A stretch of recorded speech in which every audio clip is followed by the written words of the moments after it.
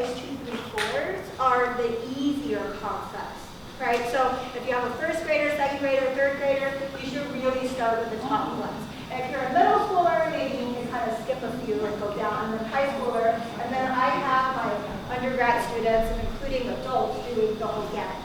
So it's self-guided, so you know what you're getting yourself into, right? And so the key of this is that if I draw a card and I have a 7 of diamonds, do you remember what diamond stood for? So diamond was self-management. So you're like, okay, I'm working on behavior management, self-management, this is what I'm doing. And it's a 7, so it's kind of medium mastery level, you know. And then this little key special symbol is also, this one is also has to do with responsible decision making. So the topic is taking risks. Usually in the cards there are 2 sets of questions. The top question is more gamified and more sort of personal storytelling, narrative type of thing. And the bottom one, you can use it as journaling, right? They can journal, they can write their feelings, talk about their day, all that stuff. So these are journaling prompts. And so I have teachers using it in English language arts for this matter. And the top one, they use it for circle, circle time, transitioning, tying it in with lesson plans. And what I've done engaging these teachers is that, I think it's on the previous slide, but when I was at Harvard, and now I'm at UCI as a researcher at the School of Education as well, I had these like researchers, faculty members, seasoned teachers. I recorded with them. So almost each one of these topics comes with a free podcast lesson. And in order to record, I gave them 3 rules. I said, layman's terms. I don't want to hear anything that has to do with research, like terms that people don't understand. You know, like why? And the second one is, it has to be doable today. Whatever tips you provide, it's got to be realistic, it's got to be practical and doable. And the third one is, I encourage you to provide your personal anecdotes. So your personal story. So for example, for stress management, I interviewed my colleague who was at Harvard, who taught years in middle school, high school. She also was a winner on Jeopardy!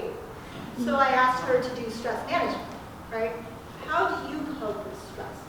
And how did you help your students going through, you know, changes and bodies and everything coping with stress? And for example, let's see, what else? I had patients, I believe I had a high school science teacher who also coached super high level swimming about patience, right? Because swimming, if your kids take that sport, I mean, you like 1 second of improvement takes forever, right? So how do you deal with that patience? Setbacks, right? How do you have the grit and improve yourself, right? And growth mindset, grit, you know, stuff are in there as well. So this is sort of the gist of the talk. Okay, and I have 3 rules. That's all you need to know. The oldest player answers first. Why do you think that might be? Why the oldest player? You have to answer a question. Why not the kids? You answer this. Right. I think you talk about most experience, you know, you get a little bit more insight, maybe you can set the precedent for them to open up to what the real question is, not an interpretation given by a younger person. Exactly, yes.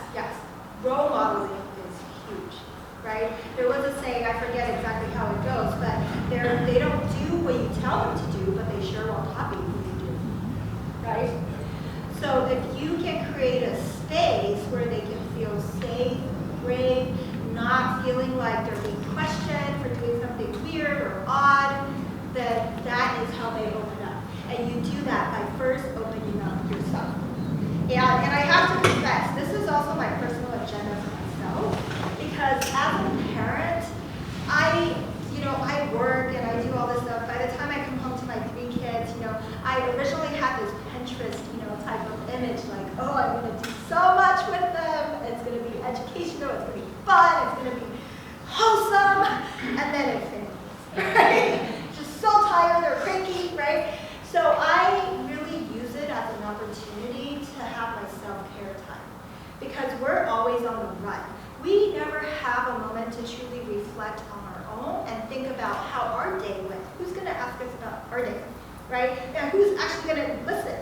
And this is the perfect opportunity to role model by having a public self-care time, right? Taking the opportunity to sort of see through your day and reflect on certain things that might have bothered you or a big win that you wanted to celebrate and remember, right? And so why not doing it publicly in a way that your child can see, right, and model. And if you have setbacks, I think a lot of the times we tend to leave the setback at work or outside of home because we don't want to stress people out. But if you do it in a way that is productive, that enable our children to see that failure is totally okay, it's normal, right? It's about resilience. Then it's a way that it helps you emotionally and it also helps our kids. No interrogation, of course, when the other person is speaking. Don't go, really? When did this happen? Why did not tell that? Right? And I speak this from experience for myself. And also when I was doing the cards, it's so many iterations of development for cards. And I would go into people's homes. I would have a camcorder. There would be a dad playing it with an elementary school student, or a mom on the couch playing it with a girl, a daughter, and then in public schools, and Montessori schools, different schools. And it was really there I noticed the parents had to get into this interrogation. Teachers are much more better, but as we feel vested. We want to problem solve. We want to help. But sometimes just simply listen, right? Just take it in. You can ask clarifying questions, non-leading questions after, but not in the middle of interrogation, because that will just crumble the whole save the brave space. Thirdly is an option to skip a card.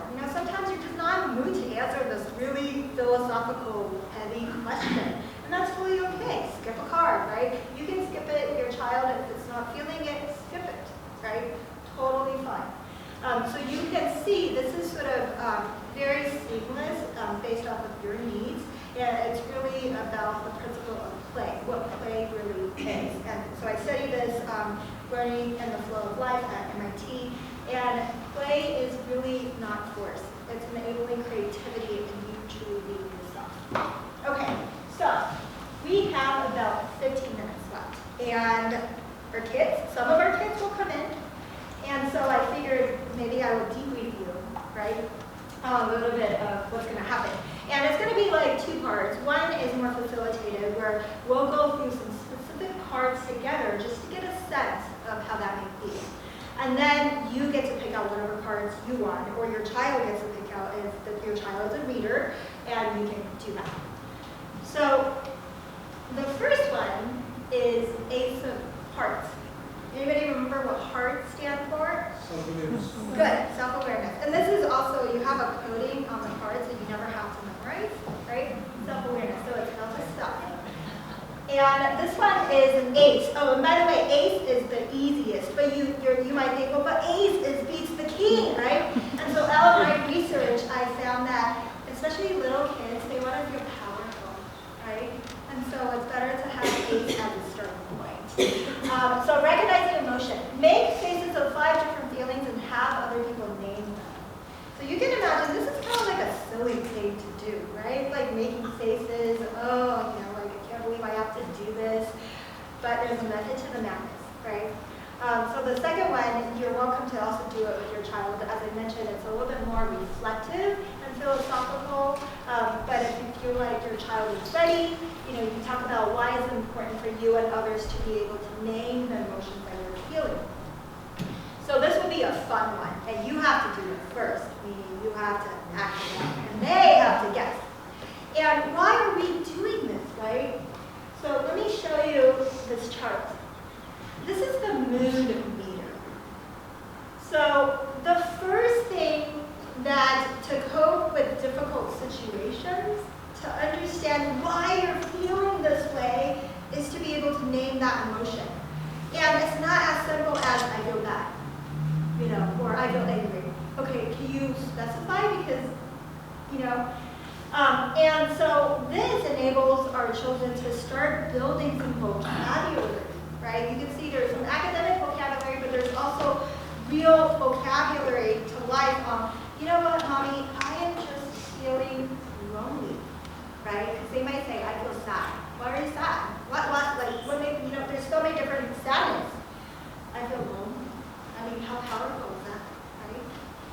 So slowly, we're helping them to build a repertoire of feelings, right? You can't regulate and problem solve or do something about your feelings unless you actually know what you're feeling, right? And feelings are so complex. As I mentioned, we are working on this. This is a lifelong work in progress, right? Because you can feel joyful with a sprinkle of tiredness and some peaceful, but so it's sort of like a combination of so many things. So you can imagine their sets of vocabulary starting from the beginning, right? Very limited. And you slowly helping them through a gamified way to build up these vocabulary terms. And in the end, they'll be like, Mommy, I am feeling anxious. So you're giving them the vocabulary to be able to express that instead of educating. Okay, so the next one that we're going to be working on with our kids or each other is identity. Okay, so this is actually one that I work with my undergraduate students, but I work hand in hand identity with dignity, which is also in the cards. You're welcome to check out what the difference might be. So identity, describe who you are. How would your friend describe you? Your teacher? Me as your parents. And you can imagine that, how they might say, how they might think that some people would perceive them a little bit differently. And I tested it out at actually Fountain Valley School District with the speech language pathologies. We were looking at assessing kids' speech and pragmatics and stuff around that. And some really insights came out. And you're like, oh, and I've done this with parents who are like, oh, I didn't know your teacher would describe you in this way. Why is that? What happened, right? So these are the questions. Because it's a deck of cards, they might feel more compelled and open to speak about it. And that will give you some insights into sort of differences in how they might be perceived or how they think they might be perceived, right? And kids are very honest most of the time. So when they want something, right? So they will be able to tell you some stuff. And the next one is think of two people you know. What do you have in common with them? And what makes each one of you unique? Very simple question, right? But what does this question remind you of? Or just this set of questions? Who you are, and when do you need to say who you are? Social awareness. Sorry? Social awareness. Social what? Awareness. Social evidence? Awareness. Who you are in the society. Yes, yes. Yes? I lost it, sorry. Okay, no worries. So this is a question you actually need to answer, and you are an average child. Right? Tell me about yourself. Who are you? And what sets you apart from this other candidate that I'm here? Right? So you can see there's sort of rephrase and mask in a way that you're going to be using it over and over again to advocate for yourself. This is who I am. This is what I need. What I found is that kids don't know how to ask for help. They don't know how to self-advocate.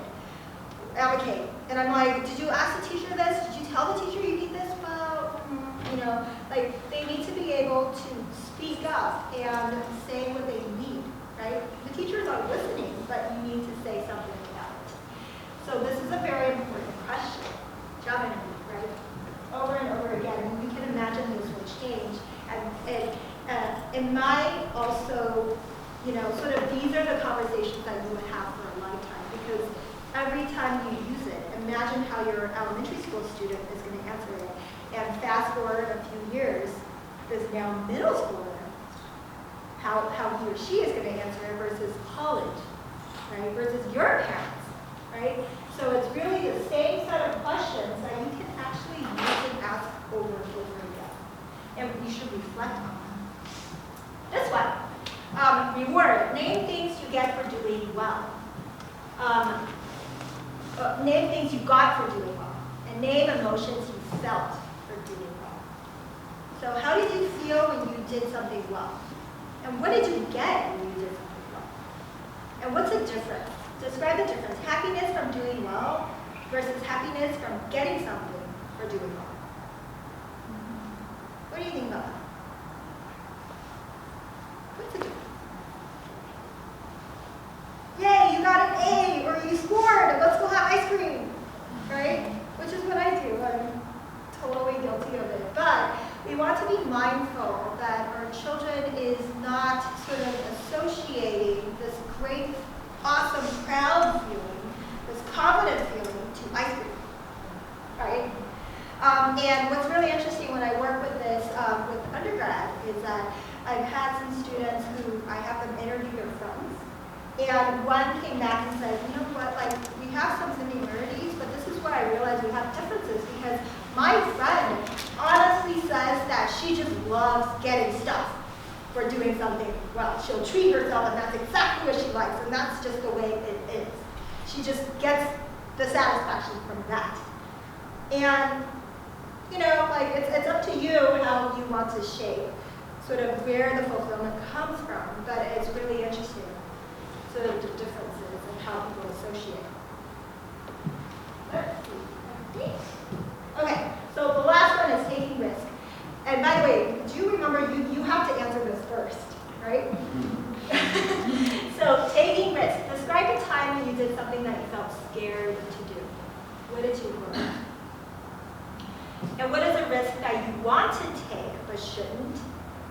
And what is a chance that you don't want to take but should? Let's see the difference. Sort of risks that you want to take, but maybe it's not so responsible.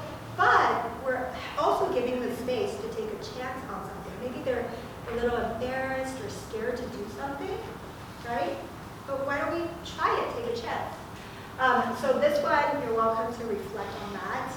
I was reflecting recently in a car, driving actually to my father-in-law's big birthday party with just the twins in the car. And it was something that happened, so I just was talking out loud. And they're the younger two, the twins. And I didn't think they were going to really have something available. And all of a sudden I'm like, yeah, you know, this one time, like, I was so scared, and blah, blah, blah, blah, blah. They just started talking. I was like, oh, okay.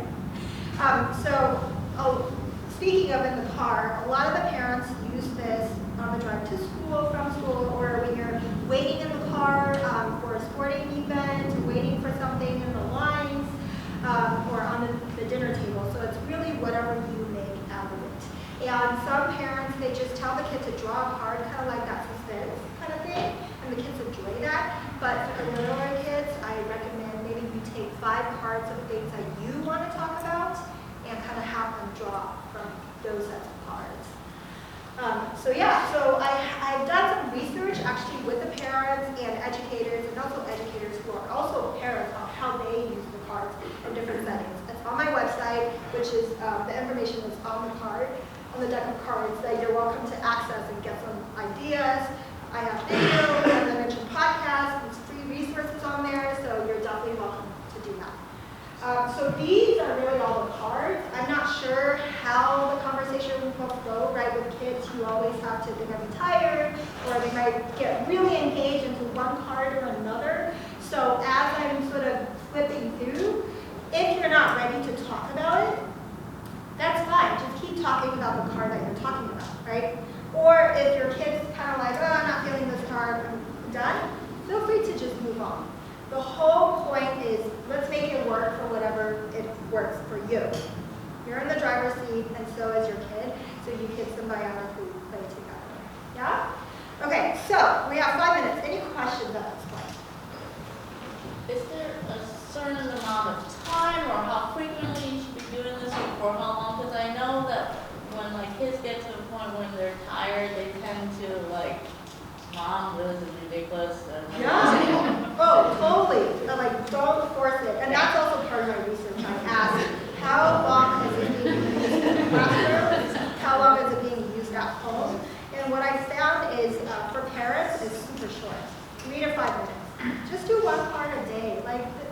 you're not meant to use the whole card at once. Like, don't implement it. Yeah. Did you do this at like dinner time? Like, keep trying to get my kid open up about school during the day and she just like, it was fine. Or, I don't know, or whatever you like today. And so like, it's like pulling teeth and like, you never get anywhere. So would this be a good way like to maybe just pull out a card and try to break and then see where it goes? Yeah, exactly. That's what a lot of the parents, majority of them actually use on the dinner table. And sometimes, if, you know, as a family, it's also getting everybody to open up, to role model once again. But yeah, the sort of the underlying thing is don't force it, right? Have that sense of playfulness in it, and you have to role model yourself. Yeah. And some cards will work better than others, but I think one of the biggest comments I've heard is, this is great, I don't have to think about anything. It's all there. It's evidence-based, it's research-backed, and this is what I hear from teachers too. You know, everyone is busy and overloaded. We're tired. Just draw a card and use it, you know, and you know it's evidence-based. So that's the beauty of it. But don't beat yourself up. This is not like yet another thing you need to do with your child. No. Right? So just making whatever works for you on the dinner table, in the car, 1 card a day, 1 card a week, right? Just kind of go with the flow and see what happens. But my point is, these are the set of conversations